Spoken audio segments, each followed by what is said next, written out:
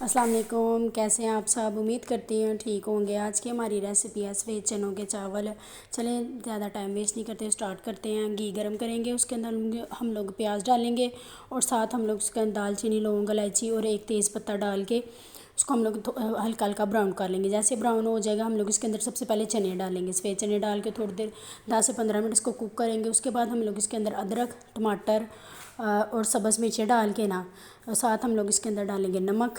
नमक के बाद थोड़ी सी दादर मिर्च आएगी इसके अंदर, तो उसको डाल के 2 से 3 मिनट के लिए हम लोग इसको दम पे रख देंगे ताकि मसाले जो है ना वो सारे चनों के साथ ना अटैच हो। ये चने हम लोगों ने बॉयल कर लेने हैं। हम लोगों ने जब चने बॉयल करने हैं उस वक्त हम लोगों ने चनों के अंदर नमक डालना है ताकि चनों के अंदर सारा नमक मिक्स हो जाए।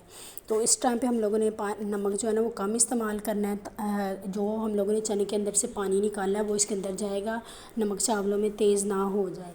तो इसको 10 से 15 मिनट के लिए हम लोगों ने दम पे रख देना है। तो जब हम लोग उसका दम खोलेंगे, इस चनों के अंदर जितना पानी होगा वो सारा ड्राई हो जाएगा।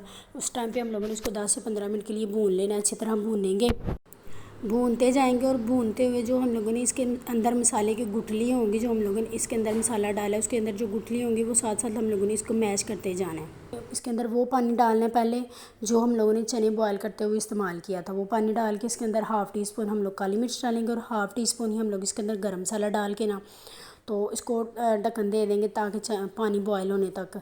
जब पानी बॉयल हो जाए अच्छी तरह इनको मिक्स करके इस टाइम पे हम लोग इसके अंदर डालेंगे चावल डालने के बाद इसको 10 से 15 मिनट हम लोगों ने बगैर ढक्कन के कुक करना है। ढक्कन नहीं इसके ऊपर देना।